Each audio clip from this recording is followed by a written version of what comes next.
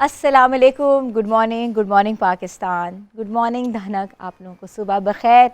Viewers, खेलों के मैदान से गर्मा गर्म खबरें आ रही हैं और खेलों की मैदान की बात करें तो पाकिस्तान के बेतहाशा ऐसे खेल हैं जिनको एक्सप्लोर नहीं किया गया, मगर हमें पता लगा जब हम लोगों ने जीत के जो है ना परचम वो गाड़े हैं पेरिस ओलंपिक्स 2024 में। और पेरिस की सरजमीन में अगर मैं बात करूं तो अरशद नदीम ने पाकिस्तान को गोल्ड मेडल का तोहफा दिया है। अगस्त का महीना है और वैसे ही सेलिब्रेशन का महीना होता है, 14 अगस्त करीब है और 14 अगस्त कहते हैं ना कि इनाम पाकिस्तान में एक इनाम का इजाफा और हो गया है, पूरी कौम का सर फख्र से बुलंद हो गया है। और जो इनाम हमें दिया है वो दिया है अरशद नदीम ने 92.97 मीटर पर जो जावलिन थ्रो है वो की है और उनका जो रिकॉर्ड वो कोई नहीं तोड़ सका और ये ओलंपिक्स की हिस्ट्री में सबसे बड़ा रैकेट है। और अगर हम बात करें अरशद नदीम साहब की, तो अरशद नदीम ने जेवलिन थ्रो में एक तारीख रकम कर दी है। 40 साल बाद पाकिस्तान ने पेरिस ओलंपिक्स में गोल्ड मेडल जीत लिया। जो पेरिस ओलंपिक्स के स्टेडियम में सरसब्ज हिलाली परचम जो है वो लहराया गया और जो पाकिस्तान का नेशनल एंथम है वो प्ले किया गया। इससे ना सिर्फ पेरिस की जो शायकीन है वो महसूस हुए, बल्कि जो पाकिस्तानी बैठे हुए थे टीवी स्क्रीन्स के सामने, उनके अंदर एक ऐसा पेट्रियाटिज्म, एक ऐसा जज्बा, एक ऐसी लहर दौड़ी जो कि कहते हैं ना कि लफ्ज़ों में बयान करना मुश्किल है। और ये मंज़र जो थे, ये सहरकुन मंज़र थे। अरशद नदीम ने कहते हैं कि पाकिस्तान की जो है वो तारीख़ वो रकम कर दी है। अगर हम बात करें थोड़ी सी, तो हम बात करते हैं कि कम वसाइल और महदूद सहूलियात के बावजूद पाकिस्तान के लिए गोल्ड मेडल लाना एक बहुत बड़ी बात है और जश्न आज़ादी का मौका है। जश्न आज़ादी के इस मौके पर एक बार फिर से जो एक इनाम हमने हासिल किया है वो है अरशद नदीम साहब की सूरत में। वैसे तो पाकिस्तान के 7 ओलंपियंस जो हैं 25 करोड़ आवाम में से गए थे, जिनमें से बहुत से नाम जो हैं वो सारे फेहरिस्त हैं। और कहते हैं ना कि जीतना बड़ी बात नहीं है, बल्कि रिप्रेजेंट करना मुल्क को, ये बहुत बड़ी बात है। ये तोहफ़ा है और पाकिस्तानी अवाम में से, जो कि अवाम में से कुछ ऐसे उभरते हुए सितारे जिन्होंने पेरिस में जाके पाकिस्तान का नाम रोशन किया, वो भी एक ऐसे सितारे हैं जो कि वाइल्ड कार्ड एंट्रीज़ में भी एग्जिस्ट करते हैं। जीतना हारना गेम का हिस्सा होता है। तो यहाँ एक छोटा सा शेर मुझे याद आ रहा है, सोचा कि आपके साथ शेयर करूं। हमको मिटा सके ये ज़माने में दम नहीं, हमसे ज़माना खुद है, ज़माने से हम नहीं। तो कहते ना कि दिल बाग बाग हो गया है, एक ऐसी खुशी की लहर दौड़ी हुई है। और सबसे इम्पॉर्टेंट चीज़ ये है कि लोग जो हैं वो इसको अपने तरीके से सेलिब्रेट कर रहे हैं। अगर कोई पिज़्ज़ा शॉप का ओनर है तो उसने पिज़्ज़ास फ्री कर दिए हैं उनके, कहते हैं ना कि, और कोई अगर किसी ब्रांड का ओनर है तो उसने ब्रांड जो है वो फ्री कर दिए हैं, और स्पेशली हमारे लेजेंड अरशद नदीम साहब के लिए। और इसके अलावा गवर्नमेंट की तरफ से भी बहुत बेशबहा इनामात का जो है वो जिक्र किया गया है। और कहते हैं कि एक हिस्टोरिक इस्तकबाल होगा इस जीत के। 32 साल बाद ये जीत है, ये पाकिस्तान का मुकद्दर बनी है और हम सब इस जीत के लिए कहते हैं ना कि भरपूर साथ देंगे। और हम चाहते हैं कि वो हमारे प्रोग्राम का हिस्सा बने। हम चाहेंगे कि अरशद नदीम साहब को इनवाइट करें और उनसे पूछें कि कितनी लंबी तगोदो के बाद आज ये इनाम लेकर आए हैं। अच्छा, इसके साथ साथ अगर हम थोड़ी सी हिस्ट्री पे जाएं तो पाकिस्तान ओलंपिक्स जर्नी में 4 गोल्ड, 3 सिल्वर और 4 ब्रॉन्ज मेडल हासिल किए हैं अब तक। और पाकिस्तान ने ओलंपिक गेम्स को 1948 में पहली बार कदम रखा इस गेम्स में, और 1960 में सबसे पहले मेंस हॉकी टीम ने गोल्ड मेडल जीता था। और उसके बाद अब अरशद नदीम साहब ने इस तारीख को रकम किया है और कहते हैं एक वालिहाना इस्तकबाल होगा पूरे वतन में, पूरी जगह जगह जोशो खरोश होगा और जगह जगह जो है वो कहते हैं कि अपने हिसाब से हम सेलिब्रेट करेंगे। जहाँ 14 अगस्त की सेलिब्रेशंस हैं वहाँ अरशद नदीम साहब को भी एक भरपूर तरीके से इस्तकबाल करेंगे। और सबसे इम्पॉर्टेंट ये है कि हमारे बच्चों में जो करिश्मा है, हमारे बच्चों में जो एक स्पिरिट है, वो एक ऐड ऑन हुआ है। जेवलिन थ्रो जो कि इतना मकबूल खेल नहीं है पाकिस्तान में, पाकिस्तान के काफ़ी जो खेल हैं, 2 खेल तो बहुत मकबूल हैं, अगर क्रिकेट की बात करें, हॉकी की बात करें, मगर एक ऐसी गेम है जो कि एकदम से कहते हैं ना कि ज़ोर और शोर से आगे आई है। और अब मुझे लगता है कि मेरा ओपिनियन है कि पाकिस्तान में जेवलिन थ्रो की पूरी अकेडमी बनाई जाएगी जहाँ बच्चों को सिखाया जाएगा। और आई होप कि अरशद नदीम साहब इस अकेडमी की नुमाइंदगी करें। तो एक भरपूर तरीके से हम आज अरशद नदीम साहब को एक ट्रिब्यूट दे रहे हैं और आप लोग जो है हमारे साथ हैं। तो ट्रिब्यूट के साथ साथ प्रोग्राम में क्या होगा, प्रोग्राम में हम थोड़े से ट्रेंड्स पे भी बात करेंगे और आपको मिलवाएंगे भी कुछ ऐसे सेलिब्रिटीज़ के साथ, हस्तियों के साथ जिन्होंने कहते हैं ना कि अपने बलबूते पे बहुत कुछ किया है, और कहते हैं ना कि कोशिश है वो जारी होती है, मगर कहाँ उनको ब्रेक थ्रू मिले इसका पता नहीं होता। और मैं किचन का रुख करूँगी। किचन का रुख इसलिए ज़रूरी है क्योंकि हमारे जो खुशी का जो इजहार है, सेलिब्रेशन का जो इजहार है, वो हम किचन से करते हैं। तो किचन में हमारे साथ है नाजिश। अस्सलाम वालेकुम। वालेकुम सलाम, कैसी हैं आप? बिल्कुल ठीक ठाक। नाजिश, आपको सबसे पहले बहुत मुबारक हो, ओलंपिक्स में पाकिस्तान गोल्ड मेडल जीत कर आया है, और हम सबको काम एक दूसरे को मुबारकबाद देना। इस तरह जो है ना स्पिरिट ऑफ इंडिपेंडेंस ना सिर्फ सेलिब्रेट करेंगे बल्कि कौम में काफ़ी अरसे के बाद एक खुशी की लहर आई है। बिल्कुल ऐसा ही है, और हमारी आज़ादी की खुशी तो अब डबल हो गई है। बिल्कुल ऐसा ही है, तो हर एक अपनी अपनी जगह खुश तो है। किचन से कौन सी अच्छी खबरें आज आ रही हैं? किचन से अच्छी खबरें ये आ रही हैं कि आज मैं मैक्सिकन ब्रीटो बनाऊंगी, ठीक है, जिसके अंदर वो बीफ कीमे से बनेगा, उसके अंदर वेजिटेबल्स होंगी, सॉसें होंगी, और बड़े मज़े सा रैप सा बनेगा जो हम सब खाएंगे और हम मिलके जश्न मनाएंगे। बिल्कुल ऐसा ही है, और आप इसको प्रेप करें, तैयार करें। मैं आपके पास आऊँगी, रेसिपी पूछूंगी। रेसिपी बहुत ज़रूरी होती है क्योंकि व्यूअर्स जो देख रहे हैं उनके लिए आसानी होती है कि अपने किचन में जाके जल्दी से रेसिपी नोट डाउन करें और बनाएं, और बनाने के बाद लुत्फ़अंदोज़ हों। मौसम भी बहुत प्यारा है, और इसके साथ साथ व्यूअर्स प्रोग्राम का हम बाकायदा आगाज़ करेंगे। आज हम प्रोग्राम जो है स्पेशली डिज़ाइन किया हमने, अरशद नदीम साहब के नाम हम कर रहे हैं ये प्रोग्राम। कहने को तो बहुत कुछ है कहने के लिए, मगर ये कि आज की जो शुरुआत है वो हमारे एक ओलंपियन के साथ है, जिन्होंने एक पाकिस्तान को ना सिर्फ विक्ट्री दी है बल्कि पाकिस्तान का जो झंडा है वो पेरिस की सरजमीन में जाके गाड़ा है। छोटी सी ब्रेक के बाद वापस आते हैं, प्रोग्राम का बाकायदा आगाज़ करेंगे। Stay tune with us and good morning धनक।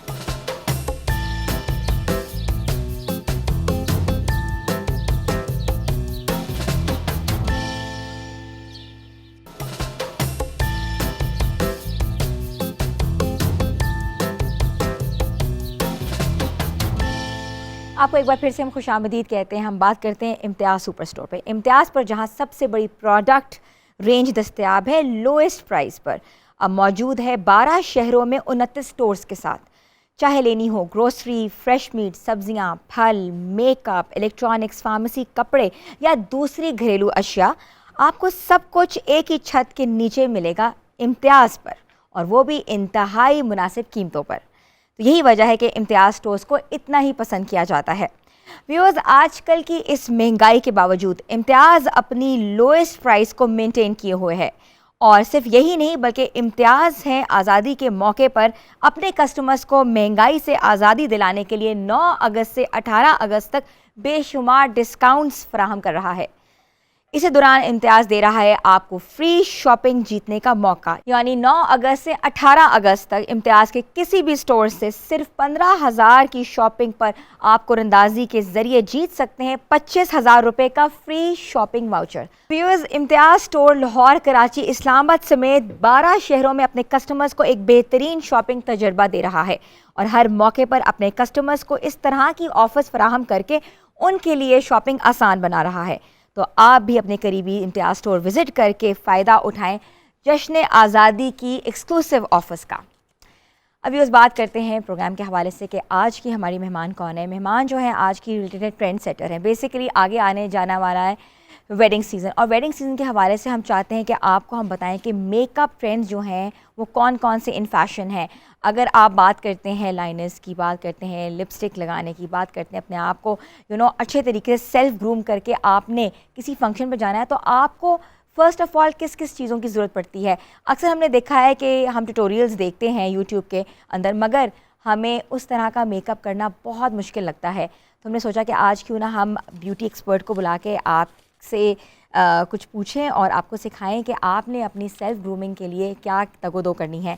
तो आज जो हमारे साथ मेहमान ख़ास हैं, शी ओन्स ब्यूटी सैलॉन और बहुत बेहतरीन ब्राइडल मेकअप करती हैं, और अगर हम बात करें उनकी रील्स की, उनके सोशल मीडिया की, तो बहुत एक्टिव रहती हैं और बहुत सी क्लासेस भी देती हैं और बहुत अच्छा मेकअप सिखाती हैं। तो इनवाइट करती हूँ सना हमायूं को।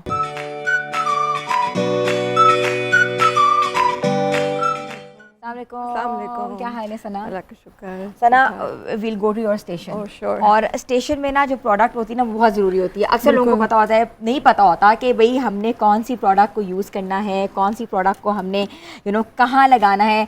हमने देखा है कि लोग ट्राई कर रहे होते हैं, हेड एंड ट्रायल मेथड्स होते हैं, एंड में वो होता है एक टिंट पकड़ते हैं और मुंह पे पूरा लाल करके आ जाते हैं। हाँ जी, ऐसे ही है ना? टिंट भी जो है बड़ा मुश्किल है यूज करना, अगर उसको बुरे तरीके से यूज करें तो वाकई पूरा ही रेड कर देते हैं। पूरा रेड होता है, उनकी लिप्स भी वही रेड हुए होते हैं, मुंह भी रेडी होता है, और कहते हैं यहाँ भी हम लालियां डाल दें, यहाँ भी लालियां डाल नोज दें। पे भी, वो नोज को भी नहीं छोड़ते।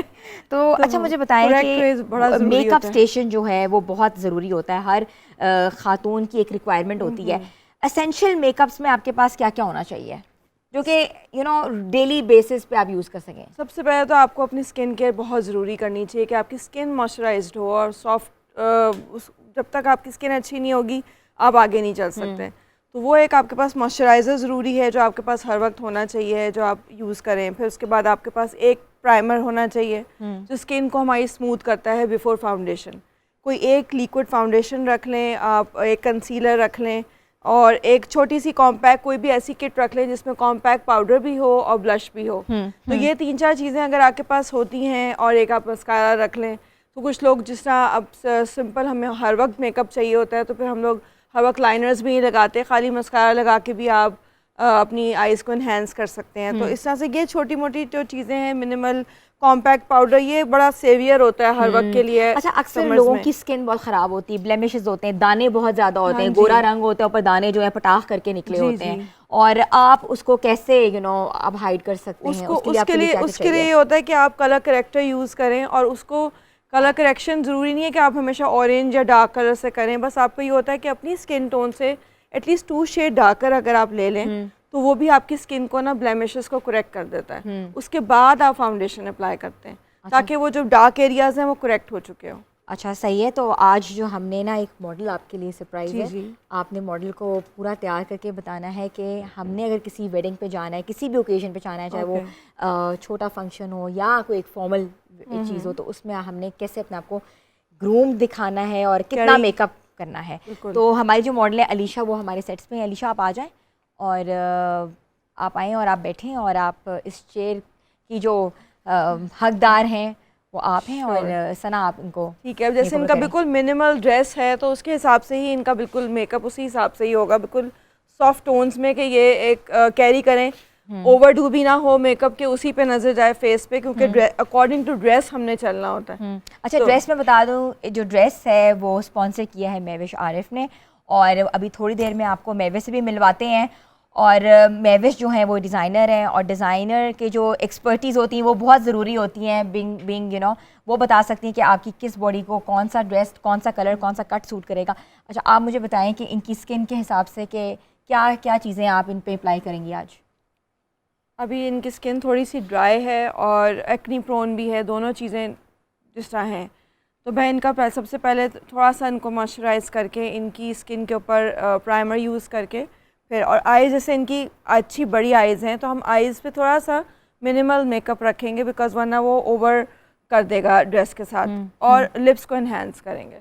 ठीक है, ठीक है, ठीक है। अच्छा, हमने ये भी देखा भी है, और इवन मैंने भी काफ़ी बार मेकअप करवाया है, जो मेकअप आर्टिस्ट है वो समझती है कि अगर आपका ड्रेस लाइट है तो आपको हेवी आई शेडो लगाना चाहिए, ऐसे ही है? ड्रेस लाइट है तो उसमें ग्लैमर ऐड करने के लिए अगर आइज़ भी बड़ी हैं तो आप आई शेडो बेशक डार्क हैवी लगाएं, लेकिन अगर मैं इसके अंदर बहुत ज़्यादा ग्लिटर्स और शिमर्स यूज़ कर लूँगी ना, तो फिर वो आपका ओवरकम कर जाएगा। फिर ड्रेस कोड पे बिल्कुल जिस तरह का ये ड्रेस कोड है इसके साथ मैट मेकअप ज़्यादा मेकअप होगा, सटल मेकअप सूट करेगा। स्टार्ट करें कि सबसे पहले प्रेप कैसे करनी है स्किन। सबसे ज़रूरी चीज़ होती है कि आपकी स्किन को आपने प्रिपेयर कैसे करना है, और क्योंकि अक्सर लोग समझते हैं कि पूरे मुंह पे प्राइमर लगा लेते हैं या पूरे मुंह पे करेक्टर्स लगा लेते हैं, क्योंकि ऑब्वियसली हर जो एक्सपर्टी होती है वो मेकअप आर्टिस्ट के पास होती है, वही बता सकता है कि किस के चेहरे को किस चीज़ की ज़रूरत है। सबसे पहले मैं इनके ऊपर लगा रही हूँ ये हमारा जो है मॉइस्चराइज़र, वाटर बेस्ड मॉइस्चराइज़र है, क्योंकि गर्मियाँ हैं, गर्मियों में आप क्रीमी बेस इतना ज़्यादा नहीं यूज़ करते। ठीक है, तो ये पॉन्ड्स का जिस तरह है, इसी तरह न्यूट्रोजिना का बहुत अच्छा आता है, वो भी बहुत अच्छा है इस तरह की स्किन के लिए। थोड़ा सा आप मॉइस्चराइज़र लगा के इसको स्किन को 2 सेकंड्स कुछ छोड़ेंगे, उसके बाद फिर इसके ऊपर प्राइमर करेंगे। प्राइमर जो है ना, ये जो आपका प्राइमर होता है इसको ना अंडर आइज आपने बहुत अच्छे से करना होता है। ठीक है, प्राइमर कहाँ कहाँ लगाते हैं? पूरे फेस पे लगता है, लेकिन ज़रूरी जो होता है कि आप अंडर आइज और आपकी जो लाफ लाइंस वाली जगह है उसको प्रॉपरली इसको कवर करें प्राइमर से। उसकी वजह ये है कि फिर वहाँ पे डबल लेयरिंग होती है, अंडर आइज करेक्टर लगता है, कंसीलर लगता है, तो फिर वो क्रीजिंग आ जाती है। अगर लाइनर लगा, वो प्राइमर अच्छा लगा होगा तो फिर वो स्मूथ रहेगी। इतना सा मैंने बेस लिया है, क्रैक नहीं होगी। बिल्कुल बेस क्रैक नहीं होगी। और मैं अंडर आई से ही शुरू कर रही हूँ और सॉफ्टली इसको ब्लेंड कर रही हूँ आउटवर्ड, ठीक है। इसी तरह ये जो 3 ये वाली लाफ लाइंस वाली जगह है, यहाँ पे भी हमारा प्राइमर बड़ा इंपॉर्टेंट होता है। ये अंडर आइज 2-3 जगह जो मेन है जिसमें प्रॉपर लगना चाहिए, laugh lines and under eyes. Then I will go for the whole face before makeup. अब मैंने इनकी स्किन प्रेप कर दी है ना, अब इनकी स्किन पर डायरेक्टली फाउंडेशन की तरफ मैं नहीं जाऊंगी। जितना मुझे वेट करना है, पहले आईज की तरफ जाऊंगी, उसके बाद मैं फिर अच्छा, फेस आप के ऊपर पहले जाऊंगी। आए मेकअप करेंगी फिर फाउंडेशन लगाएंगी? फिर मैं फेस की तरफ जाऊंगी, ताकि इनकी स्किन थोड़ी सी इस तरह की है कि इसमें एब्जॉर्ब हो जाए इनका प्राइमर भी और इनकी जितना भी मॉइस्चराइजर लगाया, ठीक है, तो वो उसके बाद फिर ठीक है। आप इनके आई के ऊपर आप सबसे पहले क्या लगाएंगी? आई के ऊपर सबसे पहले, क्योंकि आईज ऊपर से डार्क हैं, तो मुझे एक सटल लुक देने के लिए सबसे पहले इनको आई को प्राइम करना पड़ेगा। अच्छा, आई का भी प्राइमर होता है? With the concealer. ओके, आई को प्राइम करते हैं जी, उसके बाद हम लोग शुरू करते हैं आई मेकअप। ये ब्रशेस यहाँ ठीक है, रखें। आप करें। अच्छा व्यूअर्स, जो सना हमायूं हैं वो बहुत अच्छा एक्सपर्ट ओपिनियन भी देती हैं, और वो साथ साथ मेकअप जो है वो कर रही हैं, और हम आपको स्टेप बाय स्टेप मेकअप दिखाते भी जाएंगे। और जिस तरह उन्होंने अभी आई को प्राइम कर रही हैं, और आई के बाद वो ऑब्वियसली वो ऐड ऑन करेंगी पूरा आई मेकअप, और उसके बाद हम बेस पे जाएंगे, तो हम आपको स्टेप बाय स्टेप ट्यूटोरियल्स दिखाते रहेंगे। आप लोगों ने हमारे साथ है ना, छोटी सी कमर्शियल ब्रेक के बाद वापस आते हैं। गुड मॉर्निंग धनक।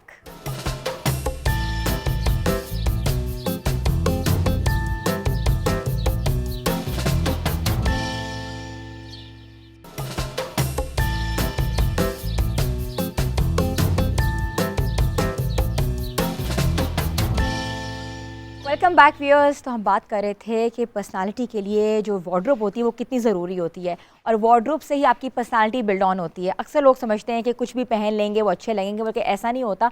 आपको ओकेजनल देखना पड़ता है, आपको ये देखना पड़ता है कि आप किस गैदरिंग में जा रहे हो, आपका बॉडी टाइप क्या है, आपका कलर क्या है, आपकी फ़िज़ीक क्या है, फिर ही आप स्टाइल और कट्स के ऊपर बात कर सकते हो। लेकिन वार्डरोब जो है वो कितनी ज़रूरी है, कितनी एसेंशियल है हमारी पर्सनालिटी के लिए, हमने सोचा कि हम आपको डिज़ाइनर से मिलवाएं और एक्सपर्ट ओपिनियन लें। जो आज हमें जिस डिज़ाइनर ने ज्वाइन किया है, she has an beautiful aesthetic sense, and I should invite and I want to invite Mahvish Arif.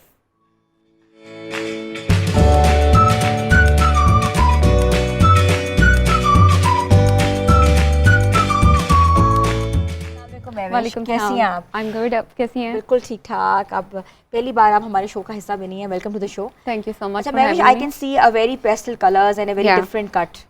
आप मॉडल ने भी आपका जोड़ा पहना हुआ है, आपने भी इसके बारे में पहना हुआ है। मुझे अपने थोड़ी सी स्टाइल स्टेटमेंट के बारे में बताएं। अच्छा, एक्चुअली ये जो प्योरीज़ा है वो मैंने जिस कॉन्सेप्ट पे स्टार्ट किया था, उसका पर्पस था कि ऐसे कपड़े बनाए जाएं जो कि आपके लिए कंफर्टेबल हों, आपके लिए स्टाइलिश हों, और एट द सेम टाइम उसमें मॉडर्न कट्स हों।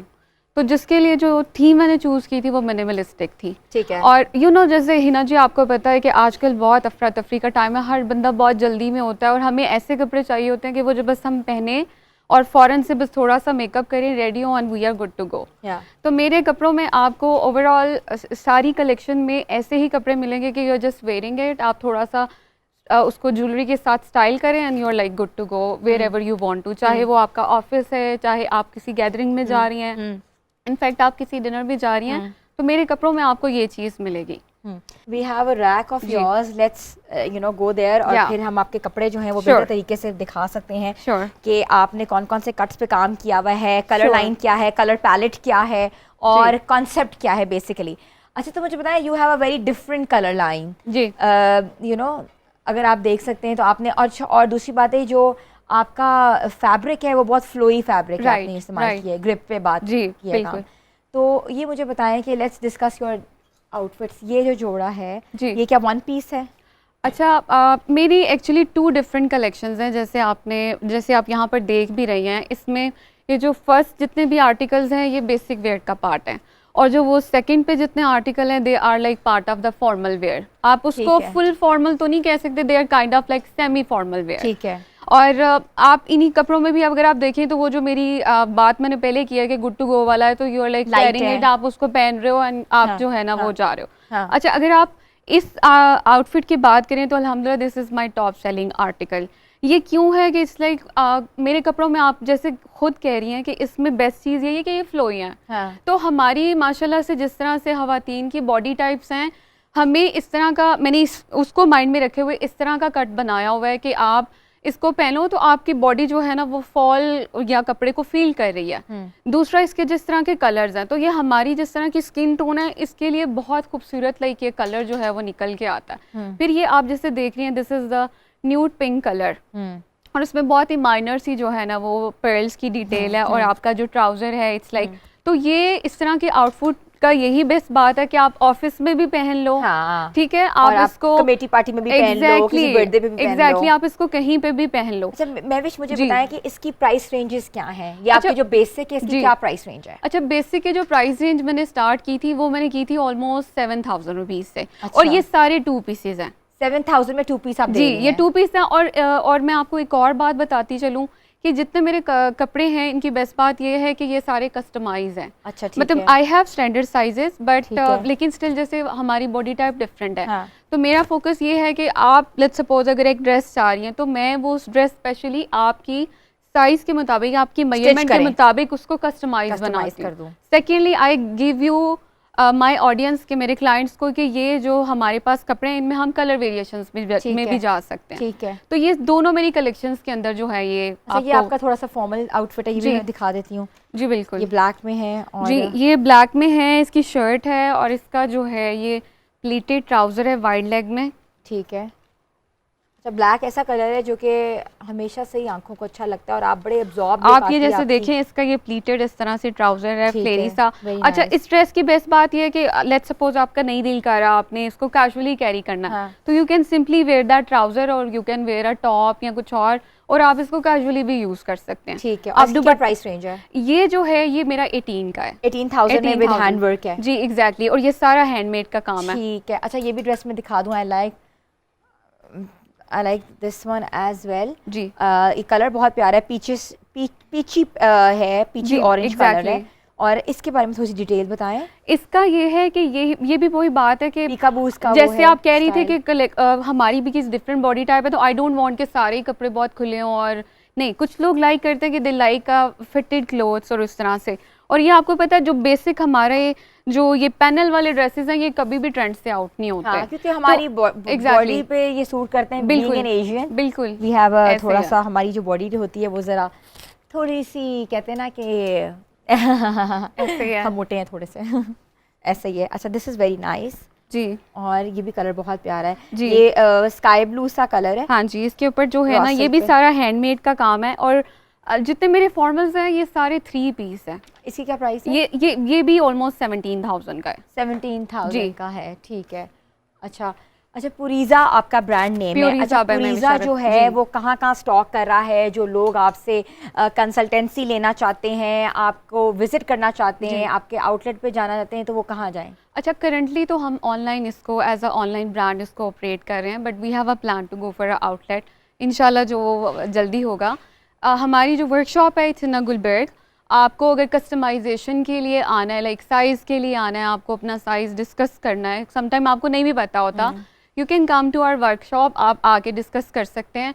इवन अगर आपको फिजिकली ड्रेसेस को देखना है, कुछ लोगों को ये कंसर्न होता है कि नहीं it's online brand, we want to see कि कपड़ा एक्चुअल में वैसा है भी या नहीं है, तो they can come to our workshop, they can see the fabric, even they can see I have a inside system of stitching, so they can see the whole process कि हम ठीक है, आप कैसे उसको कैसे बना कपड़े रहे बन रहे हैं। हैं, उसके क्या क्या प्रोसेस जी। हैं, बिकॉज आसान नहीं होता। हाँ कि जी। आप कहते हैं ना कि एक डिज़ाइनर आउटफिट है और डिज़ाइनर आउटफिट जो है राइट, उसको बनाना और कस्टमाइजेशन करना और Exactly. कस्टमर को कहते हैं ना कि एक सेटिस्फाई करना, इट्स अ डिफिकल्ट बिल्कुल, प्रोसेस। बिल्कुल।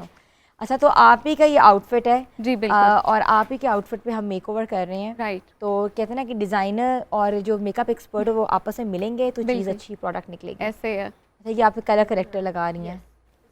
कलर करेक्टर जिससे मेरे जहाँ पे भी ब्लेमिशेस और डार्क एरियाज़ हैं, अंडरटोन्स, उनको मैं करेक्ट करूँगी और ठीक उसके है। बाद फाउंडेशन लगाऊंगी। आई मेकअप मेरा डन हो चुका है, आइज क्लोज करें, बिल्कुल मिनिमल मैंने अच्छा, आई दिखाएं, मेकअप इसके रखा बारे है में थोड़ा सा एक्सप्लेन कर दें। इसमें हमने मैट आई शेडो लगाया है, पहले पिंक की टोन्स में एंड देन ब्राउन, और थोड़ा सा उसको आउटर कॉर्नर को और लैश लाइन को जो है हमने ब्लैक आई शेडो से प्रोमिनेंट किया, लाइनर नहीं लगाया। अच्छा, आपने सेम पिंक कलर लगाया है पिंक तकरीबन? एंड ब्राउन दोनों को मिक्स करके, और हल्का सा ज़रा सा सेंटर में शिमर ऐड कर दिया थोड़ा सा, to add little bit of glamour. ठीक है। अब हम लोग इसकी लाइनर नहीं लगा रहे, आजकल स्मजी लाइनर अच्छा, महविश मुझे आप ये बताएं कि ड्रेस तो बहुत इंपॉर्टेंट होता है, right. How important is a makeover?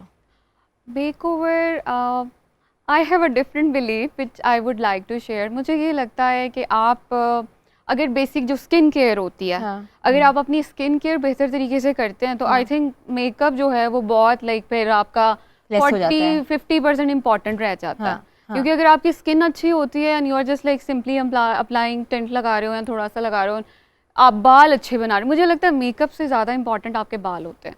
अगर आपके बाल अच्छे बने हुए हैं, आपकी स्किन केयर अच्छी है, आप जो है ना वो मेकअप उस तरह से फिर आप जो है ना वो मैनेज कर सकते हो। सॉफ्ट भी कर सकते हैं ना मेकअप। Exactly. बेसिकली स्किन बड़ी इंपॉर्टेंट है, स्किन हाँ। केयर बिल्कुल। सबसे फर्स्ट तो हमारी आती ही स्किन है, जितना Exactly. स्किन अच्छी होगी उतना मिनिमल मेकअप होगा, और फैशन में भी मिनिमल मेकअप ही है एग्जैक्टली। especially आजकल।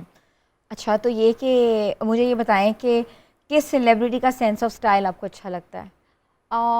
मुझे जो है वो रीमा जी का लगता है अच्छा। अच्छा, I really inspired by her. She's so nice. She whatever she is wearing, उनको पता होता है कि उन्होंने क्या पहना हुआ है और फिर वो उसको बहुत अच्छे से कैरी करती हैं। अच्छा, हाँ। You like her I style? really like her. Style. अच्छा, और कभी सोचा है कि आप अपनी जो वार्डरोब है वो रीमा जी को बताएं कि रीमा जी मैंने I आपके लिए just कुछ met dress with her design किया है? yesterday अच्छा, and I talked to her to design something good for her. हाँ, So I hope कि वो पहने और उनका पसंद है। Exactly. आप बताएं सना कि आपको किस सेलिब्रिटी का मेकओवर सबसे अच्छा लगता है? You feel like she is wearing very subtle, very nice makeover. मुझे तो माहिरा का पसंद आता है, माहिरा खान का। हाँ। माहिरा खान का No makeup look. No makeup look, because और सबसे ज़्यादा मेरे मोस्ट फेवरेट भी है कि वो जो smudgy smoky liner and nude lips, हाँ। मुझे वो मेरा फेवरेट अच्छा, पर्सनल फेवरेट। अच्छा, हमें कभी इत्तेफाक हुआ है मिलने का? नहीं, इत्तेफाक नहीं हुआ, बस पिक्चर्स में अच्छा पिक्चर्स में लगा। अच्छा मैंने देखा। हाँ, आप देखें ना शादी वगैरह पे भी किस तरह से उन्होंने कैरी किया हर हाँ, चीज़, हाँ। और बिल्कुल मिनिमल मेकअप के साथ, और ये वो स्टाइल है जो हर ड्रेस कोड के साथ हर स्टाइल में चल जाता है, ये वो वाला स्टाइल है उनका। अच्छा, That's very what I nice. like. पता है, अपना अपना एक हमारे दिमाग में एक रोल मॉडल होता है और हम Exactly. उसी को देख के फिर अपना पूरा पूरा कलेक्शन या लाइन निकालते हैं। Right. और सेलिब्रिटीज से हमारी बहुत सी चीज़ें हम लोग उनसे ना ऐसे है। कंपेयर कर सकते हैं। और अच्छा, अब मैं ये देख लेकिन उन्होंने भी माशाल्लाह कितनी अच्छी बेस लगाई है, हाँ। अभी बहुत very natural subtle लग रही है। बहुत हाँ। soft Very look रखी है subtle इनकी। है। हाँ। अभी फाउंडेशन Very एक थोड़ी सी हम लोग ऐड करेंगे, हल्की सी। अभी सिर्फ हम लोगों ने पूरा फेस एक टोन में कर दिया, जो भी इनके ब्लेमिशेस थे सारे छुप गए हैं। अच्छा, लाइट बेस भी लग रही है और बिल्कुल। इसमें वो भी नहीं लग रहा कि इनकी कोई चीज़ नजर आ रही है ऐसे फेस ही के है। ऊपर। बिल्कुल बिल्कुल। अभी अभी और अब देखें आई मेकअप एकदम प्रोमिनेंट हो गया इसके हाँ, बाद, क्योंकि हाँ। नीचे से डार्क सर्कल्स कम हुए हैं ना। बिल्कुल। तो व्यूअर्स, ये होता है तरीका, आपको मेकओवर आना चाहिए। और बार बार हम इस पे एम्फेसिस इसलिए कर रहे हैं क्योंकि ट्यूटोरियल ज़रूरी होते हैं। हमारे जो व्यूअर्स नाज़रीन हमें देखते हैं उनके लिए हम स्पेशली डिज़ाइन करते हैं ऐसा प्रोग्राम जिसमें वो फ़ायदा उठा सकें मेकअप्स के साथ और वार्डरोब के ज़रिए। और इसके अलावा भी और भी बहुत कुछ हम बताएंगे। छोटी सी ब्रेक पे जाने, ब्रेक के बाद वापस आते हैं। Stay tune with us and good morning धनक।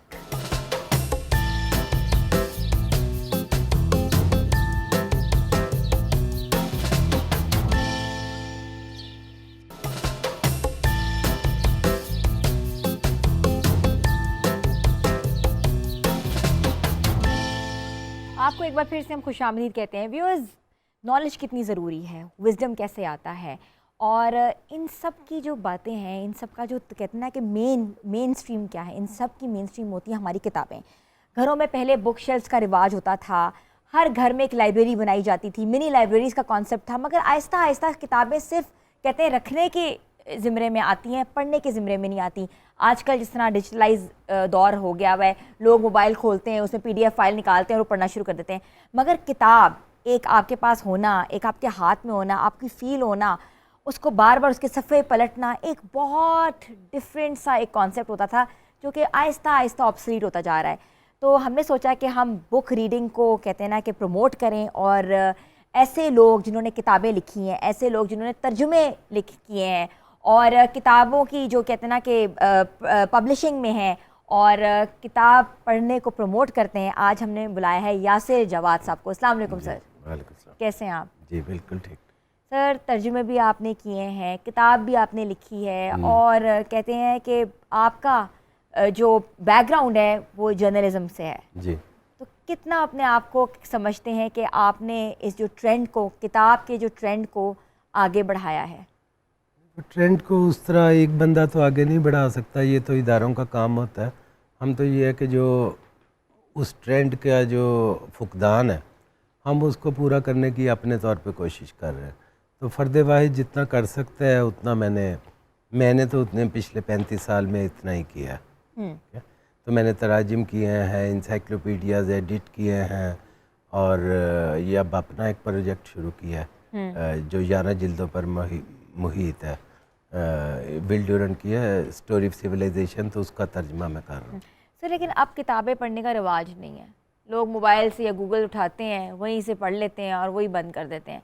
मगर जो किताब नवीसी थी या किताब को पढ़ना, किताब ख़रीदना, ये कॉन्सेप्ट अब बहुत कम देखने को मिलते हैं। नहीं है, पहले भी नहीं था। हमारे यहाँ पहले भी नहीं था। हमारे यहाँ हमेशा से 500 ही किताब छपती थी और ये तो कंप्यूटर के आने के बाद थोड़ी सी तेज़ी आई है। मतलब 90s के शुरू में जब किताबें तेज़ी से उसको कंपोज करना मुमकिन हुआ, तो ये हमने अपने सामने ये वाला सफ़र देखा है कि एकदम किताबों का रुझान तेज़ हुआ, ठीक है। लेकिन उससे पहले तो हमारा बिल्कुल ही नहीं था, ठीक है। जो मैं जो जानता हूँ, मतलब आपके कुछ रसाले निकलते थे, ज़ेबुन्निसा और हूर और पकीज़ा और ख़वातीन डाइजेस्ट। हाँ, ज़्यादातर जो नौखेज़ ज़हनों वाले लोग होते थे उनके लिए होता था। वो ज़्यादातर मोहब्बत का तड़का, थोड़ा सा तसव्वुफ़ का आ गया, इस तरह की किताबें हमारे चलती थी। तो हमारे यहाँ इल्मी रवायत उस तरह की रही ही नहीं। हमें हमारे जो इल्मी रवायत थी उसको इल्मुल कलाम का शौक़ जो है वो खा गया। इल्मुल कलाम से मुराद ये है कि जो एक मुक़द्दस दलाइल होते हैं आप उसको इल्म बना कर पेश करते हैं, ठीक है ना। तो ये थोड़ी सी अलहदा बात है, तो हम आपके मौजू पे ही रहते हैं। नहीं सर, आप बिल्कुल बात करें। आज आपके पास पूरा प्लेटफॉर्म है, आप बता सकते हैं। सर एक बुक राइटर ही बता सकता है कि अक्सर हम किताबें जो हैं जमा करते हैं और ओल्ड बुक हाउस को दे आते हैं या रद्दी के तौर पे बेच देते हैं। कितना दुख होता है इस बात का? नहीं, दुख तो नहीं होना चाहिए इसका, क्योंकि ये वो रिसाइकिल हो रही हैं, ठीक है ना। और वो रिसाइकिल बगैर फाड़े हुए हो रही हैं। अगर लिफाफे बन जाए तो वो अलहदा बात है, या उसकी पैकिंग के लिए इस्तेमाल हो जाए तो वो अलहदा बात है। लेकिन ये रिसाइकलिंग का इल्म का अमल है कि एक बुज़ुर्ग थे जो फौत हो गए, उनकी लाइब्रेरी है और वो उनकी औलाद को कोई फ़िक्र नहीं है, औलाद इंजीनियर या माइक्रोसॉफ्ट की कोई माहिर बन गई है, तो अब तो किताब का कोई काम नहीं ना। तो वो अच्छा है कि वो रीसेल हो जाए, ठीक है, वो ज़ाया नहीं जाएगी। आजकल की जो हमारे बच्चे हैं, ये यंग जनरेशन है, इसको यूथ कहते हैं, उसके अंदर रीडिंग का कॉन्सेप्ट हम कैसे इन्फ्यूज़ कर सकते हैं? क्योंकि सबसे मुश्किल है कि बच्चों को उर्दू पढ़ना नहीं आती। आजकल कहते हैं ना कि सबसे ज़्यादा जो पेरेंट्स हैं वो परेशान इस बात से हैं। इंग्लिश तो वो सीख लेते हैं यूट्यूब से, डिफरेंट चैनल्स को देख के, मगर ना उर्दू बोल सकते हैं ना उर्दू लिख सकते हैं। हाँ जी, ये तो अब है ना कि अब आपकी जब ज़ुबान में कुछ जनरेट नहीं हो रहा ऐसी चीज़, अब मसलन आपकी उर्दू में जितनी भी बच्चों की मकबूल कहानियाँ वो कहानियाँ ही हैं ना बस। और कहानियाँ भी वो जो इस खित्ते से तल्लुक़ ही नहीं रखती। मसलन अम्बिया की कहानियाँ इस खित्ते के तो नहीं थे अम्बिया कोई भी, या औलिया की कहानियाँ औलिया भी इधर के नहीं थे, ठीक है। तो इधर के बच्चों के लिए अदब लिखा ही नहीं जा रहा। और बच्चों का कहना भी थोड़ा सा ना ज़्यादती होती है कि हम उन्हें बच्चा कह के, तो या हम कहते हैं ये ख़वातीन का अदब है, हम कैटेगराइज कर देते हैं। तो वो नहीं चाहिए। अदब अदब ही होता है। जो सादा तरीन कहानियाँ वही दुनिया की अजीम तरीन कहानियाँ, ठीक है। वो बिल्कुल सादा बयानिया है और उसमें आप और तो बच्चों के लिए हमें सादा ही चाहिए। तो ये है कि अब हम बच्चों के अंदर इन्फ्यूज़ नहीं कर सकते किताब की। ये जब तक आपको बहुत छोटी उम्र से उसका शौक़ नहीं पैदा किया जाएगा तो वो बड़ी उम्र में नहीं हो सकेगा। ऊपर से ये टेलीफोन जो है, स्मार्टफोन, इसने हमारी बहुत सी चीज़ों को तब्दील कर दिया, ठीक है। लेकिन कुछ बेसिक्स होती हैं कि जैसे अब आप ये इंटरव्यू कर रही हैं, आपका लिखने से तल्लुक़ नहीं है, लेकिन सवालात आपने फिर भी लिखने हैं, ठीक है। आप अगर वेबसाइट बनाती हैं तो आपने सबसे पहले खाका उसका कागज़ पे ही बनाना है जी। तो इस तरह कुछ बेसिक्स होती हैं कि वो उसके लिए आपको किताब ही चाहिए होगी। तो उर्दू में ये है कि ये तो आपको अब अगर आप कोशिश शुरू करेंगे तो 20 साल बाद इसके नताइज आना शुरू होंगे। अब हम कह दें कि 1-2 साल, लेकिन कुछ मुल्कों ने ऐसा किया है और किया जा सकता है। मिसाल के तौर पे अगर आप तमाम सरकारी मुलाजमों को माहाना 500 रुपये के टोकन दें कि जिससे वो सिर्फ किताबें ख़रीद लें, तो अगर 22-25 लाख आपके सरकारी मुलाजम है तो 500 से ज़रब दे तो आपको पता लगेगा कि वो एक माह में ही कितना रेवेन्यू या कितना सरमाया इस सेक्टर में आ जाएगा। लेकिन वो हमें ज़्यादा बड़े मसाइल में दिलचस्पी है, ये तो छोटे छोटे बस। अच्छा, पाकिस्तान में सबसे बड़ी बात है कि लाइब्रेरीज़ का कॉन्सेप्ट जो है वो है, बिल्कुल लाइब्रेरीज़ इधर हैं, मगर लाइब्रेरीज़ जाते कौन कौन से लोग हैं? क्या हम अपने बच्चों को लाइब्रेरीज़ की आदत डाल सकते हैं? नहीं, अब वाले जो बच्चे हैं जो अब जिन्होंने A लेवल O लेवल किया है रिसेंटली, वो तो नहीं जा सकते, ना ही उन्हें शौक़ है, ठीक है। उनकी तो टीचर्स भी उन्हें व्हाट्सएप ग्रुप में PDF की बुक्स, कोर्स बुक्स इवन वो शेयर कर देती हैं, तो वो क्यों जाएंगे, ठीक है। तो वो जाते हैं जिन्होंने CSS करना होता है, वो सारा दिन लाइब्रेरी में बैठे होते हैं और उन्होंने सीटें भी फिक्स की होती हैं और बड़े, और आपकी लाइब्रेरीज़ भी आपको डिस्करेज करती हैं वहाँ पे जाने से, ठीक है ना। मिसाल के तौर पे लड़का लड़की इकट्ठे नहीं बैठ सकते। अच्छा, ये है हाँ, ये आपकी DHA की एक लाइब्रेरी है, उसमें ये है कि लड़का लड़की इकट्ठे नहीं बैठ इकट्ठे सकते। नहीं बैठ सकते, वो बात नहीं कर सकते उसमें। तो इस पे वॉइस ऑफ अमेरिका का एक छोटा सा प्रोग्राम भी था इस पे, ठीक है। अच्छा, आपकी मेंबरशिप नहीं देते वो आपको, मेंबरशिप के आर्स हैं, उसके लिए शराइत बहुत ज़्यादा हैं, आप मेंबरशिप नहीं है तो आप अंदर नहीं जा सकते। तो ये सब कुछ, और ये वो लाइब्रेरियाँ जो अंग्रेज़ दौर से चली आ रही, हमने तो कुछ बनाया ही नहीं। मसलन पंजाब पब्लिक लाइब्रेरी है, ठीक है, तो पहले तो गली मोहल्लों में लाइब्रेरियाँ होती थी, अन्ना लाइब्रेरी होती थी, वहाँ पे और गली मोहल्लों में किताबों की दुकानें होती थी जो किताबें रेंट पे लिया करते थे। जी जी जी, वही ना, वही अन्ना लाइब्रेरी उसको कहते थे। बिल्कुल बिल्कुल, एक अन्ना दे के तो वो पढ़ लेते थे। हाँ। तो अब आपके अखबार नहीं रहे तो अब किताब किधर रहेगी, ठीक है। लेकिन अब ये हुआ रिसेंटली कि अखबार का तो खैर ख़ात्मा और तरीके से होगा, लेकिन ये किताब का बच गया है, ये सोशल मीडिया की बदौलत। मेरा अपना जो सारी किताब की जो नक्काशी है वो सोशल मीडिया के ज़रिए से हो रही है। सोशल मीडिया से ही आप तर्जुमे वगैरह सामने कर लेते हैं? नहीं नहीं, उससे जो नक्काशी है, जो डिस्ट्रीब्यूशन है किताब की, जो रीडर्स तक और बायर्स तक पहुंचना है, क्योंकि आपके बुक शॉप्स तो ख़त्म हो गई ना, बिल्कुल ख़त्म हो चुकी हुई हैं, ठीक है, क्योंकि पब्लिशर्स नहीं रहे, बुक डिपो ख़त्म हो चुकी हुई हैं। नहीं, पब्लिशर बहुत है, वो तो नए नए आते जा रहे हैं। वो असल में हमारे इधर जो प्रिंटर्स हैं ना, उन्हीं को पब्लिशर ज़्यादातर कह देते हैं, ठीक है, ठीक है। हालांकि ये पब्लिशर दो अलग अलग लोग हैं, दो अलग अलग होनी चाहिए, तो हमारे इधर नहीं है, हाँ ठीक है। बिल्कुल। यासिर जवाद साहब, मैं आपकी किताबों के ऊपर भी आऊँगी। आपने किताबें कौन कौन सी लिखी, किस किस वक्त में लिखी, किस किस सब्जेक्ट पे लिखी, हम इसके बारे में बात भी करेंगे। व्यूअर्स, किताब नवीसी, book reading, book writing is very important in our lifes. किताब है तो कहते हैं नॉलेज है, नॉलेज है तो विजडम है, और विजडम एक ऐसी चीज़ है जिसका कोई भी कहते हैं ना कि वो नहीं है, there is no second thought about it, कि आपने अपने बच्चों में बुक रीडिंग कैसे लेकर आनी है, आपने अपने बच्चों को लाइब्रेरीज़ के थ्रू कैसे लेके जाना है। लाइब्रेरी जो है एक पूरा एक प्रोडक्ट होती है जहाँ हर तरफ नॉलेज ही नॉलेज है। और एक काम करें कि छुट्टियां हैं आजकल, अभी भी स्कूल नहीं खुले, अपने बच्चों को आदत डालें लाइब्रेरीज़ में जाने की, चाहे वो 1 घंटे के लिए लेके जाएँ, आधे घंटे के लिए लेके जाएँ। उनको आदत हो कि उन्होंने किस रो में से बुक कैसे उठानी है, कौन सी बुक पढ़नी है, फ़िक्शन बुक में क्या फ़र्क है, स्टोरी बुक में क्या फ़र्क है, ये सब हम पेरेंट्स का काम है। छोटी सी ब्रेक के बाद वापस आते हैं और बुक रीडिंग के ऊपर ही बात करेंगे। Stay tune with us and good morning धनक।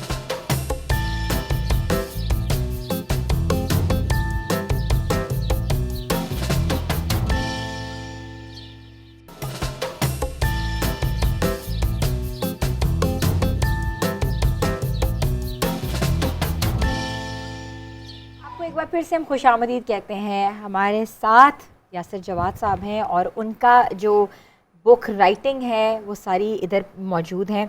जो इन्होंने 3 बुक्स के तर्जुमे अभी किए हैं और इसके साथ उनकी अपनी बुक भी है। यासिर, मुझे बताएं कि आपने किताबों की पब्लिशिंग भी खुद की, तो आपको किन किन मुश्किलात का सामना करना पड़ा? मुश्किलात तो इसमें काफ़ी ज़्यादा थी। सबसे बड़ी तो बात ये है, पहली बात ये है कि जो कोई भी काम करने का बुनियादी मकसद होता है वो मुआवजा होता है। तो इधर वो चूँकि हमारे इधर वो बिल्कुल ख़त्म होता जा रहा है रुझान राइटर को मुआवजा देने का, क्योंकि बहुत सारे लोग खुद यानी कि सरमाया लगा के तो अपनी मर्ज़ी की चीज़ लिख के और ख़ुद ही पढ़ते हैं या अपने दोस्तों में तकसीम कर देते हैं। खुद ही अदब लिखते हैं, खुद ही उसको पब्लिश करते हैं और खुद ही बांट देते हैं। खुद ही बांट देते हैं, ज़्यादातर रुझान ये है। तो वो फिर पब्लिशर में जो उसका जो जज्बा था कि वो राइटर को भी रॉयल्टी दे, वो ख़त्म हो गया था। ठीक है, तो तर्जमे में भी यही हुआ, क्योंकि मार्केट ये बहुत छोटी सी है, बहुत छोटा सा चंक है आपकी इकानमी का, बल्कि इकानमी का चंक ही नहीं है ये। ठीक है ना, इसकी वही हैसियत है इकानमी में जो रेडी वालों की है। ठीक है, तो इसके तो अब ये ख़त्म होता जा रहा था पिछले तकरीबन एक अशरे से ये ख़त्म होता जा रहा था। तो मैंने देखा कि ये मेरे लिए तो ये पॉसिबल नहीं रहा कि मैं इसको सस्टेन कर सकूं। तो फिर मैंने एक अपने करीबी दोस्तों में कुछ एक तजवीज़ फ्लोट की कि ये एक बड़ा प्रोजेक्ट है, तो इसके बारे में अगर सोचा जाए, तो उन्होंने कहा कि हम तुम्हारे साथ तावन करेंगे हर तरीके से। ठीक है, तो वो मुख्तलिफ शोबों से तल्लक है, उन सब का मैंने जिक्र किया भी हुआ है। अच्छा, आप मुझे अपनी किताबों के बारे में बता सकते हैं? ये अगर हम ये वाली किताब जो है ये किसकी आपने किस चीज़ का आपने तर्जुमा किया है, क्या सब्जेक्ट है? ये स्टोरी ऑफ सिविलाइजेशन है, बहुत मशहूर किताब है विल ड्यूरेंट की। तो ये असल में एक ही किताब है 11 जिल्दों की। ठीक है, तो ये एक एक जिल्द में तर्जुमा करता जा रहा हूँ और वो हर 6 माह बाद एक जिल्द छाया होती जा रही है। फिलॉसफी है? नहीं, ये हिस्ट्री है। हिस्ट्री है, सोशियोलॉजी कह लें आप। ये जो पहली जिल्द है, ये जो कदीम तहजीबें थी मशरक़ करीब की, मतलब सुमीर, बाबल व नैनवा और मिस्र कदीम और हिंदुस्तान और ईरान और जापान, चीन और जापान। तो ये जो कदीम तरीन तहजीबें थी जिनसे मसलन लिखने का फ़न भी आया और आपकी ज़रूफ़ साजी आई, आपकी जो कुतुब खाने रखने का जो तरीका आया, आपके कवानीन आए, वो इन तहजीबों की देन थे। तो ये उसने तफसील से बयान किया, ये इस पहली जिल्द में है। ठीक है। और ये दूसरी जिल्द जो है सिर्फ कदीम यूनान पे है, यानी एंशंट यूनान पे है। और ये सिकंदर आज़म को ग्रीक कहते हैं? जी, ग्रीस। तो ये सिकंदर आज़म के दौर तक आती है। तो ये भी तहजीब थी जो आगे मुंतकिल होगी रोम की तहजीब में। ठीक है, रोमन एम्पायर में। तो जब वो रोमन एम्पायर में वो उसने ट्रांसफॉर्म किया, तो वो फिर तीसरी जिल्द है। अच्छा, ये वाली जी। ये और ये इसमें मसीहियत है एक तो, ठीक है, क्रिश्चियनिटी के बारे में उसका आगाज़ किधर से हुआ, जो पहली 3 सदियाँ थी, और सल्तनत रोमा का अरूज ज़वाल जो है उसके बारे में। तो ये है कि अभी ये 3 छाए हुई हैं जिल्दें।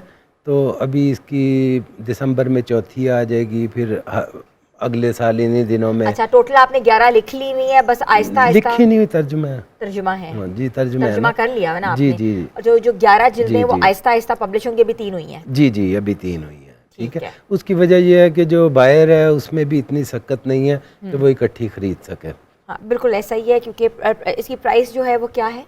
इसकी जो औसतन आप कह लें एवरेज प्राइस जो है 4000 पर वॉल्यूम है। 4000 पर वॉल्यूम में आपको कंप्लीट जो है वो तर्जुमा मिल रहा है, एक फ्रॉम अ डिफरेंट पर्सपेक्टिव। अच्छा, दूसरी बात है, मुझे थोड़ा सा किताब कहानी के बारे में बताइए। किताब कहानी जो है, इसका सब्जेक्ट क्या है, इसका मॉरल ऑफ द स्टोरी क्या है, और ये किस चीज़ पे बेस है? देखिए, हम एक जनरेशन एक्स से हम तल्लक रखते थे। बिल्कुल हम रखते हैं। आप पता नहीं, आपको नहीं मैं कहना चाहता। ठीक है ना।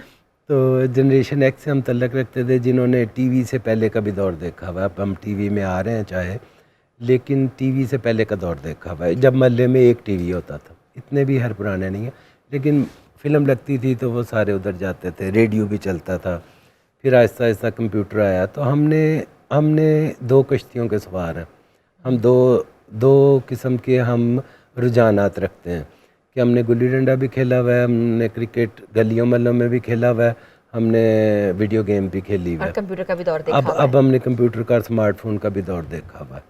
तो ये हम जनरेशन एक्स हैं, हमें बहुत सारे एजेस हासिल हैं मौजूदा जनरेशन पे कि इसके तजर्बात में वो कैंचे खेलना नहीं है और जो गलियों मल्लों में जो गेम्स होती थी वो नहीं है, हमें ये वाला एज हासिल है इन पे।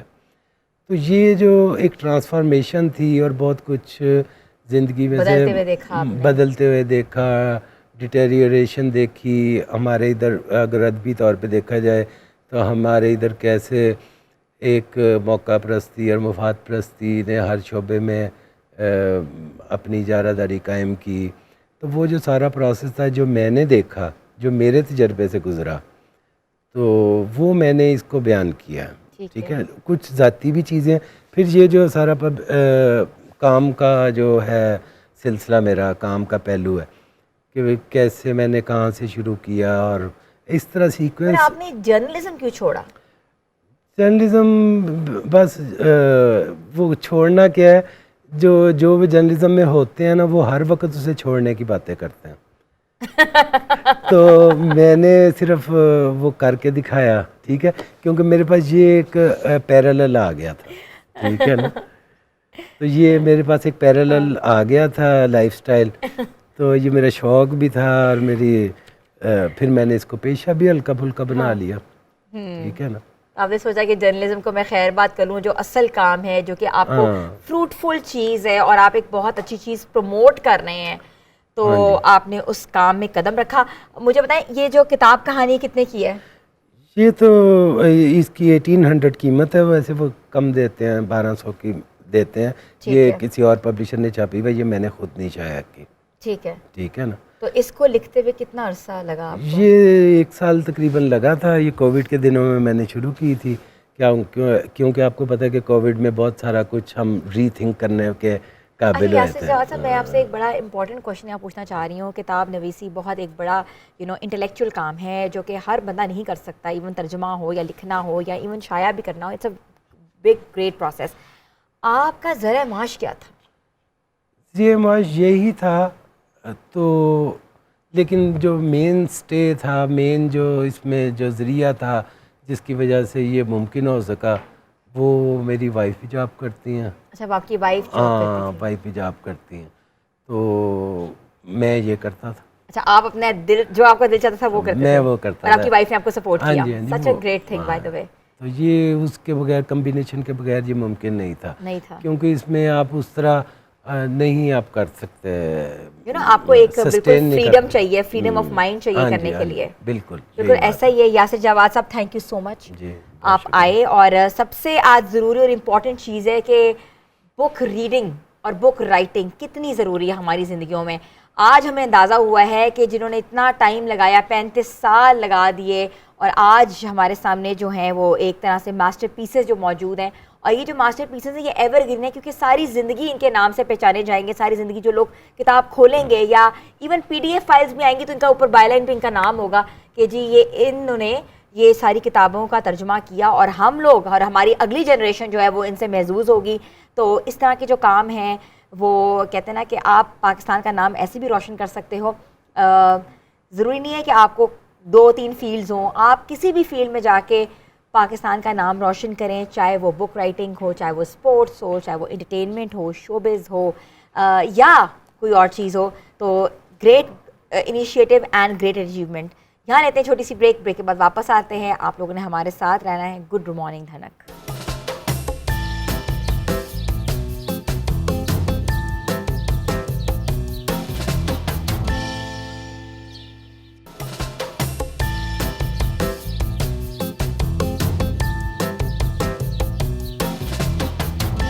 Welcome back viewers. तो हमारी जो मॉडल है वो तैयार है, और मेकअप आर्टिस्ट और जो डिज़ाइनर हैं उन्होंने मिल के एक पूरी लुक दी है, कंप्लीट लुक दी है। आप थोड़ा एक्सप्लेन कर लें सना कि लुक में आपने कैसे कैसे क्या क्या चेंजेस की, क्या क्या प्रॉब्लम्स आपको फेस हुई? थोड़ा सा इनकी ड्राई स्किन थी, तो ये प्रॉब्लम थोड़ी सी हम लोगों को लगी है कि वही जो मॉइस्चराइजिंग में इशू आ रहा था थोड़ा सा, कि ड्राई स्किन, जैसे डिहाइड्रेटेड स्किन्स होती हैं आजकल, ये लोग पानी बहुत कम पीते हैं, तो उसकी वजह से थोड़ा सा आया है। बाकी तो ड्रेस इतना सॉफ्ट लुक में था कि उसके साथ हमने फिर सॉफ्ट ही आइज़ के साथ थोड़ा सा लिप्स लाइट रखें और आईज को न्यूड लुक दिए ब्राउन बहुत अच्छा लग रहा है, वेरी ताकि वो सटल लुक लगे, ताकि वो हैवी भी ना लगे और हाँ।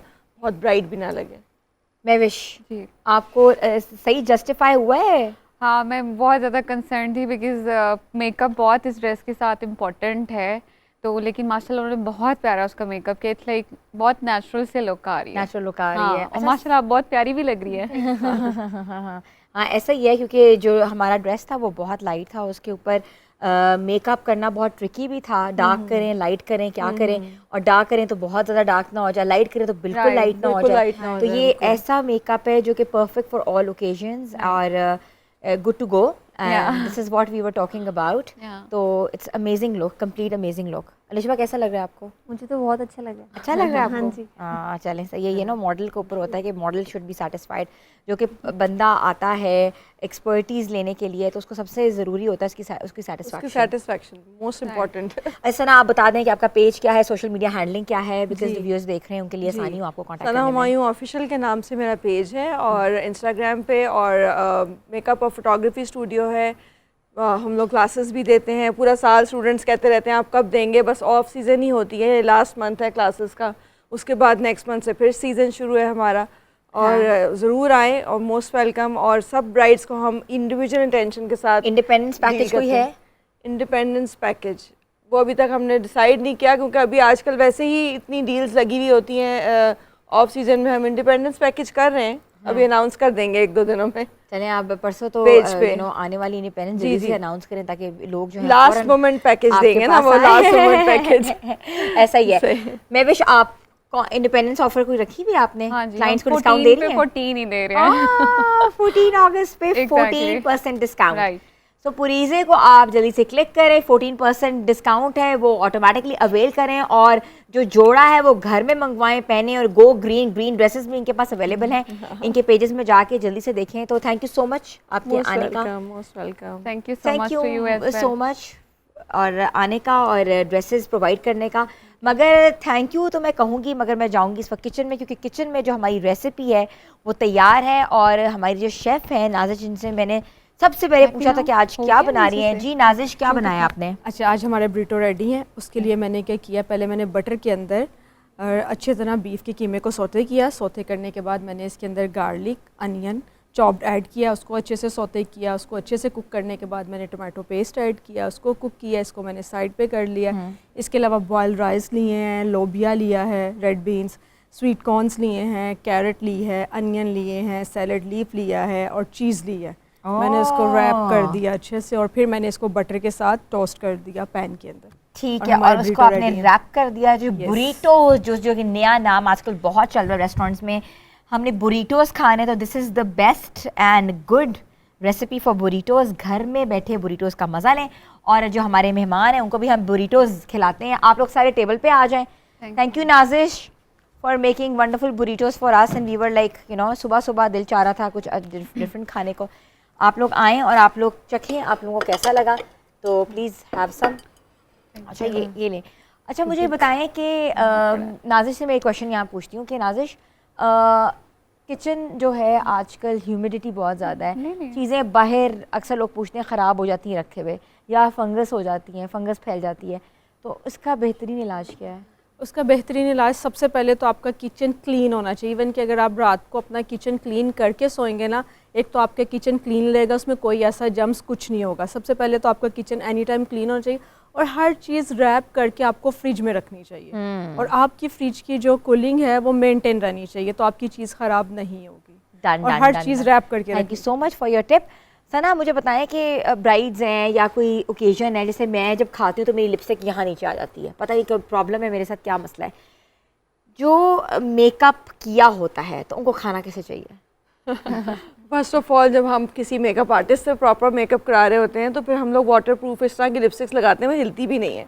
Water proof lipstick? बिल्कुल वाटर प्रूफ, और इस तरह की लिपस्टिक्स है ना जो 24 स्टे करती हैं, तो वो हिलती ही नहीं है। प्लीज बताएं वो कौन सी लिपस्टिक्स हैं, because obviously you can just tell us. और हाँ, जो हाँ, भी वो मेबेलिन की भी हैं, उनके अंदर स्टे ऑन्स जो हैं, टू फेस्ड की आती हैं जो स्टे ऑन्स हैं, ब्यूटीफाई बाय आमना की भी आती हैं, ऐसा काफ़ी सारी कुछ ब्रांड्स मेड इन पाकिस्तान, हम पाकिस्तान को प्रमोट कर रहे हैं। हाँ हाँ हाँ, बहुत अच्छी लिपस्टिक्स आती हैं। ब्यूटी बाय आमना है। लेकिन अगर आप ग्लॉस आपने लगाया जैसे मैंने अभी लगाया, तो फिर आपको जो है ना वो बहुत डिफरेंटली तो देख के ही खाना पड़ता है, क्योंकि ग्लॉस का होता है कि वो नहीं स्टे करता, वो नीचे आ जाता है। आप बताएं कि आपकी क्लासेस कब से शुरू हो रही हैं और जो लोग आपको ज्वाइन करना चाहते हैं क्लासेस में, उनके लिए कितनी फीस है? देखिए वो तो 6 डेज़ कोर्स हमारा है। फीसेस जो है वेरिएट करती हैं, अगर विद हेयर डू करना है या without hair do, hair styling के साथ सीखना है तो वो तो आप पेज पे आपको हमें क्वेरीज भेजें, हम ज़रूर उनको केटर करेंगे। और 14 अगस्त पे जैसे मैंने कहा है तो हम भी 14% ऑफ लगा देंगे अपने स्टूडेंट्स के लिए। अभी क्लासेस रिसेंटली कल ही ख़त्म हुई हैं और नेक्स्ट वीक में दोबारा स्टार्ट नहीं मतलब कि बहुत ज़्यादा मतलब कि चार्ज आप करती हैं कि बड़ा मिनिमल चार्ज? नहीं, मैं बहुत मिडिल रेंज में रहती हूँ और स्टूडेंट्स को सिखाना मेरा मकसद है। 5 स्टूडेंट्स से ज़्यादा मैं वैसे भी नहीं लेती। ये मेरा मेन होता है कि मैं कोई 40-50 स्टूडेंट्स की क्लास नहीं करती। वेरी नाइस, ताकि ओनली 5 स्टूडेंट्स जो कि रोज़ जो जिनको मैं डेमो देती हूँ वो उसी वक्त मुझे वो अपनी मॉडल्स पे करके दिखाते हैं। अच्छा, तो that's the way they learn side by side daily basis. और जो मेकअप्स हैं उनके बारे में आप क्या कहती हैं कि मेकअप वो आप खुद प्रोवाइड करती हैं, वो अपना लेकर आते हैं? क्योंकि वो जो लेके आते हैं उनके पास अभी इतने प्रोडक्ट्स होते ही नहीं है जिससे प्रॉपर मेकअप हो, तो जो मैं प्रोडक्ट लिस्ट उनको दे देती हूँ बात के लिए, बट उनको शेयरिंग के लिए एक मेकअप पूरा स्टेशन बनाया हुआ है कि सारे स्टूडेंट्स उसमें से लेकर कर सके मेकअप। तो लेकिन ये बहुत बड़ी बात है कि आप अपना मेकअप दे रही हैं, बिकॉज ऑब्वियसली बीइंग एक्सपर्ट आपका मेकअप इतना एक्सपेंसिव होता है और आप एक ट्रायल के लिए किसी को दे रहे हो, बहुत बड़ी बात है। ये बड़ा जरूरी है ना, उसके बगैर वो बेचारे कर ही नहीं पाते, फिर दे वोंट लर्न एनीथिंग। फिर आपका पिगमेंट से पता लगता है कि आपका ग्लो कैसे आ रहा है, कैसे नहीं आ रहा। जब पिगमेंट है उनके पास इतनी लोकल चीजें होती है, स्टूडेंट्स ज्यादातर कुछ स्टूडेंट्स होते हैं उनके पास अच्छी चीजें होती है, मैं कहती हूँ लेके जरूर आओ so that I can tell you what to add in your kit और what not to add. Very nice, very nice. आप बताएं, आप अपना ब्रांड चला रही हैं, कितने अरसे से ब्रांड चला रही हैं? मुझे वैसे तो ऑलमोस्ट लाइक 2 से 3 इयर्स हो गए फॉर्मल करते हुए, लेकिन जो मैंने कमर्शली प्योरीज़ा लॉन्च किया था वो बैक इन लाइक 5 मंथ्स हुए हैं अभी। अच्छा। अल्हम्दुलिल्लाह से। लेकिन आई एम सो ग्लैड, मैं जितनी भी अल्लाह का शुक्र अदा करूँ वो कम है, बिकॉज़ अल्हम्दुलिल्लाह एक तो शायद मैंने, क्योंकि वो प्रॉब्लम जैसे सोसाइटी की होती है ना, जब आप उस पर काम करते हो तो फिर रिस्पॉन्स भी डिफरेंट आता है। तो अल्लाह का शुक्र है कि I am very happy with the results. My clients are अल्हम्दुलिल्लाह 100% सेटिस्फाइड और no return ratio, not at all. और अल्हम्दुलिल्लाह now I am going globally as well, तो मेरे वो भी क्लाइंट्स बाहर से भी हैं। तो अल्हम्दुलिल्लाह मैं जितनी भी तारीफ़ करूँ कम है। अल्लाह की। Very nice, we would love everyone to go to your brand and just shop around. और आप क्या करती हैं? मैंने अभी रिसेंटली जो है मॉडलिंग की फील्ड स्टार्ट की है। अच्छा, मॉडलिंग करती हैं आप? और मॉडल डिफरेंट ब्रांड्स के लिए कर रही हैं? नहीं, मैं अभी ब्रांड्स के साथ नहीं, डिज़ाइनर वेयर हो गया और ब्राइडल शूट्स कर रही हूँ। ब्राइडल शूट्स कर रही हैं? अच्छा, बहुत अच्छी बात है। अच्छा, ये सारा कॉन्सेप्ट होता है विमेन एम्पावरमेंट का कि विमेन एम्पावरमेंट कितनी ज़रूरी है, और हम लोग हर शो में विमेन एम्पावरमेंट की ज़रूर बात करते हैं कि जो ख़वातीन कुछ करना चाह रही हैं, जिनको आइडियाज़ चाहिए और जो कुछ सीखना चाह रही हैं, तो हम अपने प्रोग्राम के ज़रिए अवेयर कर सकें, एजुकेट कर सकें, उनको बता सकें कि आप घर बैठे बैठे बिल्कुल फालतू नहीं हैं, आप बहुत कुछ कर सकती हैं। और सोशल मीडिया एक ऐसा टूल है जहां आप जाके अपना काम प्रोजेक्ट करें और ऑटोमेटिकली मुआवजा आपको आएगा। तो आप हमारे सोशल पेजेस पे लाइक करें, जाके कमेंट करें, हमारे फेसबुक पेज पे, हमारे यूट्यूब पेज पे, हमारे टिकटॉक पे, हमारे इंस्टाग्राम पे हमें ज़रूर फीडबैक दें। आपका फीडबैक जो है वो हमारे लिए बहुत ज़रूरी है। हमेशा पसंद करते रहें, देखते रहें धनक।